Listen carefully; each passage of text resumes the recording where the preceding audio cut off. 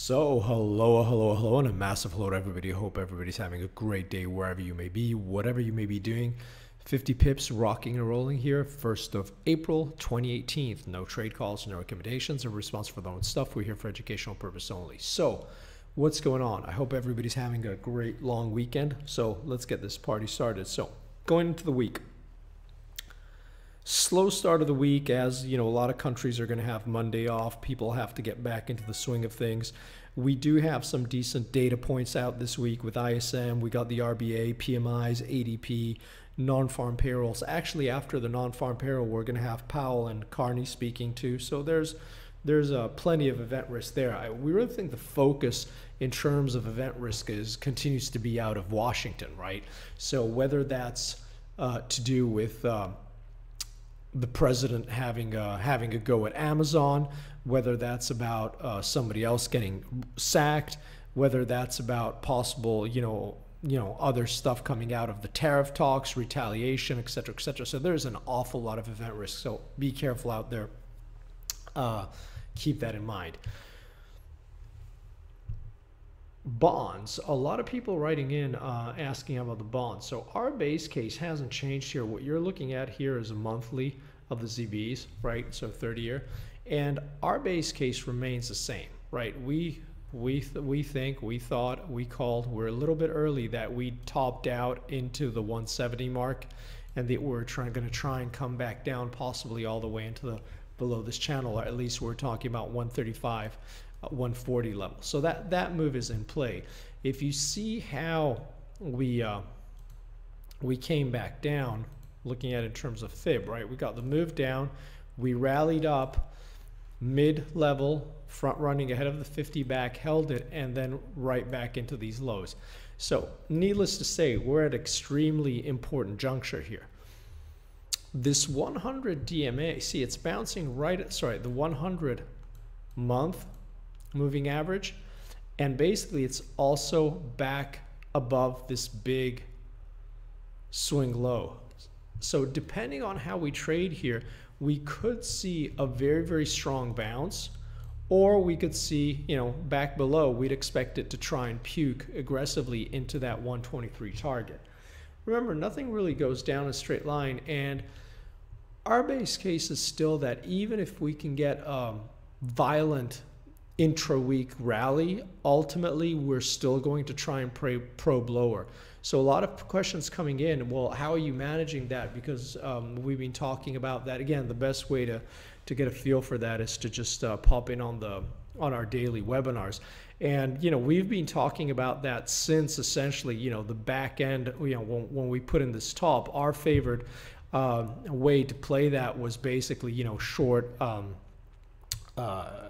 bonds, short stocks, right? That's the best way to kind of hedge that position and carry that position forward.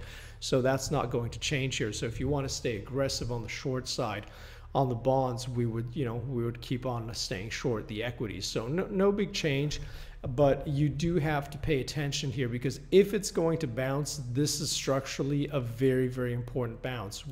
Very, very important zone, bull bear line, where it's hovering up right back above here and bouncing above this 100 month.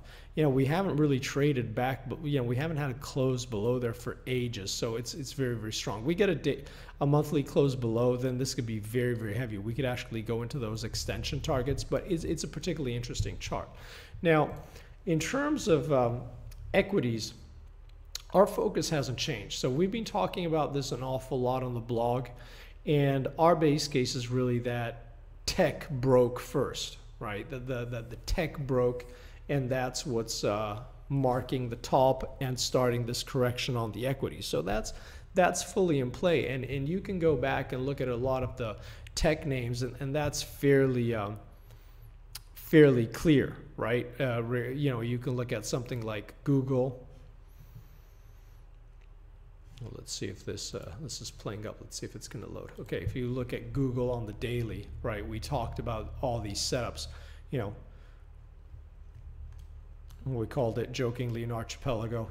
Doubled. We are looking for this to come back into the 1,000. Now, very, very key test around this 200 DMA. If this breaks, if this goes from a closing basis, then watch out below, because this is likely going to get very, very ugly, right? You've got the same kind of situation on PayPal. Back below, we broke back below that 50, back below the 100. You see how the sellers are still trying to cap here. As long as this holds, we're looking for this to come right back into the 200 DMA. And, you know, a very, very aggressive action across the board.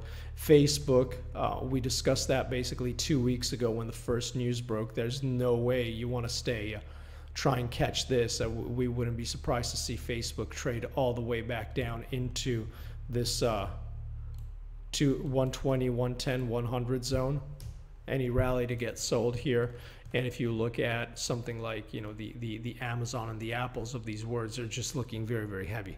Look at Apple, tried to rally and then bam, sold again at this 50, 100. Everything is pointing that we have to go back and test this 200. Close below would be very, very heavy.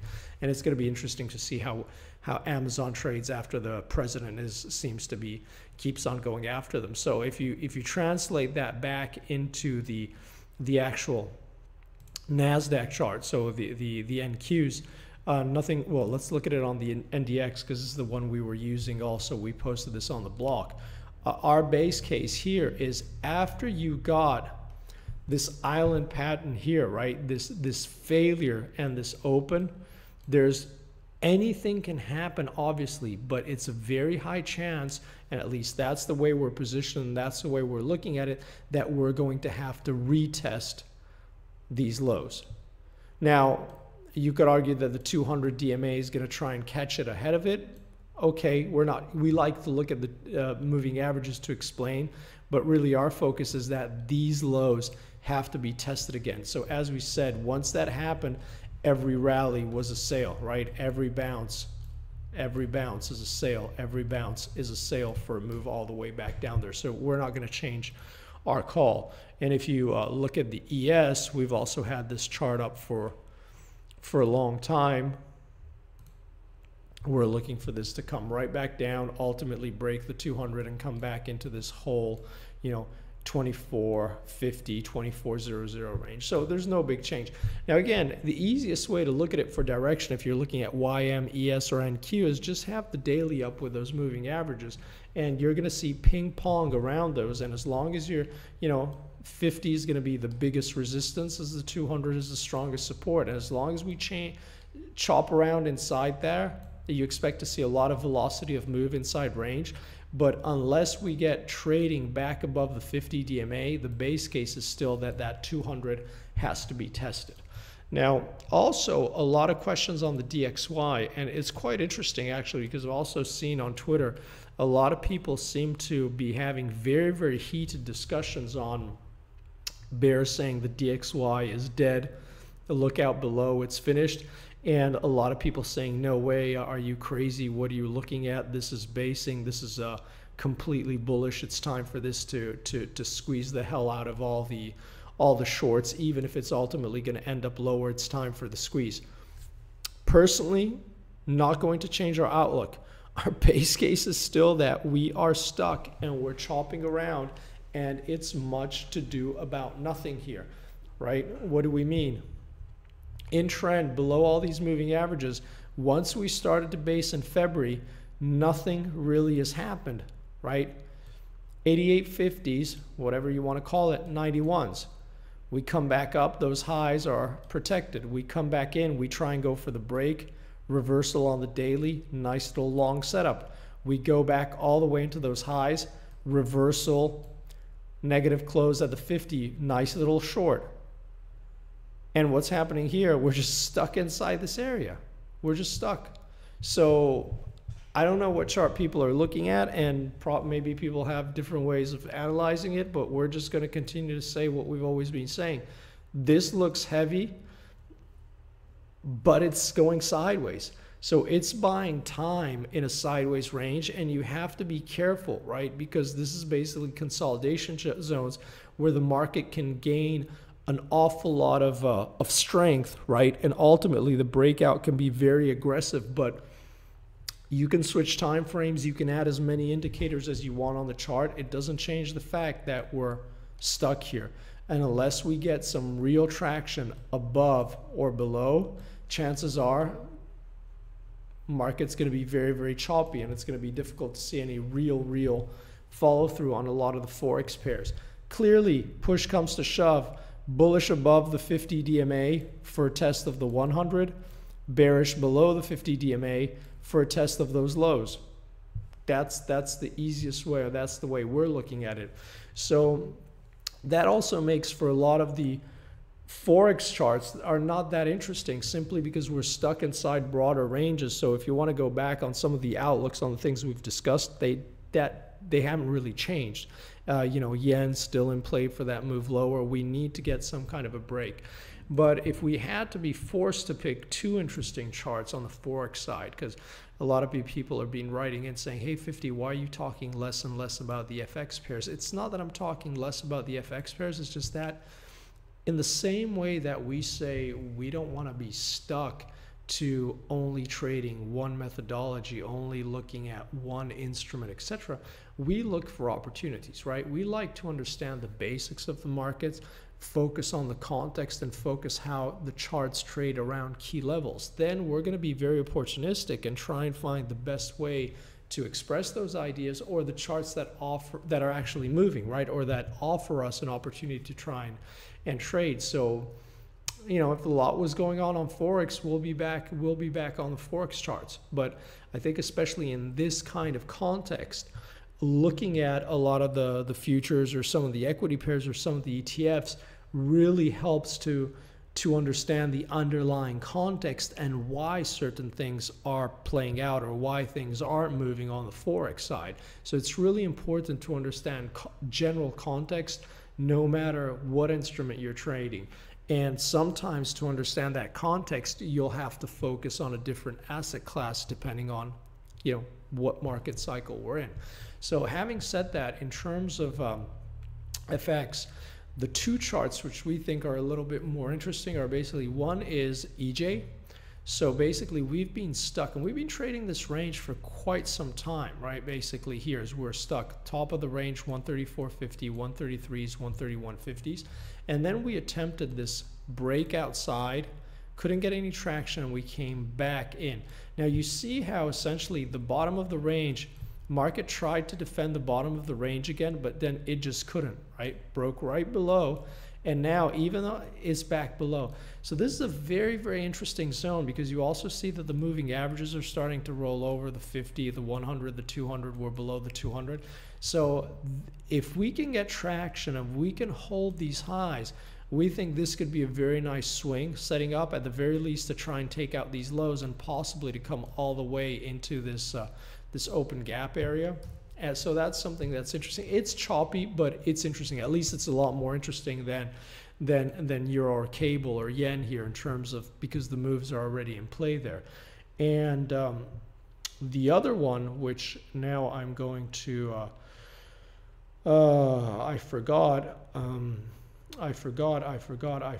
what was the other chart. There was another interesting another interesting Forex pair. Don't tell me I'm going to have to go through all of them.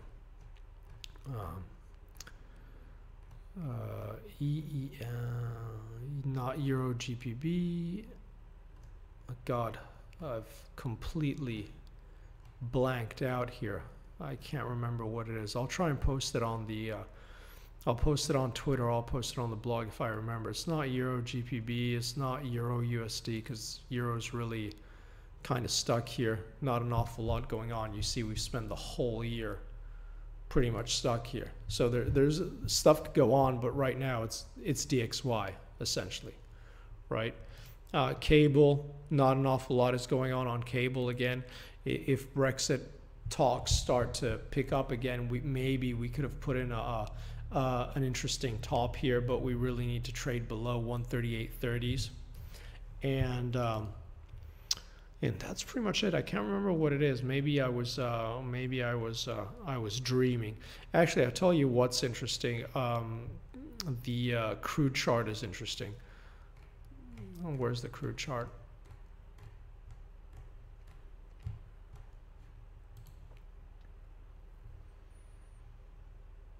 So as we discussed, I think last week or a while ago, we said we said essentially once crude started trading back above the 62.60s and we broke above this area, if you were staying aggressively short, our humble opinion was that you were just trading your bias. There's really no reason to stay short on this kind of break. And the best thing to do was to wait for it higher up. And we got a chance to trade that. So we'll have to see what happens. But so far, you know, so good. Question is, have we put in a double top and are we going to go roll over or not?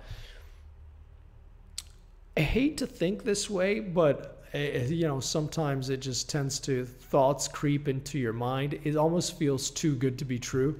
Now, full disclosure, this trade, we took this trade and we're risk-free on this trade, so you know it really doesn't matter. But here, plenty of chance to get short, cover some risk here, and you know, manage that position for break even or better, no matter what happens. This is going to be very, very interesting to see what happens. Again, a lot of people still talking about those record long positions.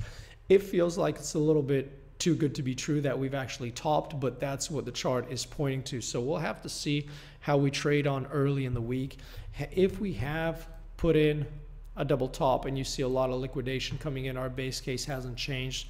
55s attract. So this is something that's going to be very, very interesting. We'll be even more interested if we actually get a little break higher, try and take out all the stops that are building here, all the people that are looking for the double top.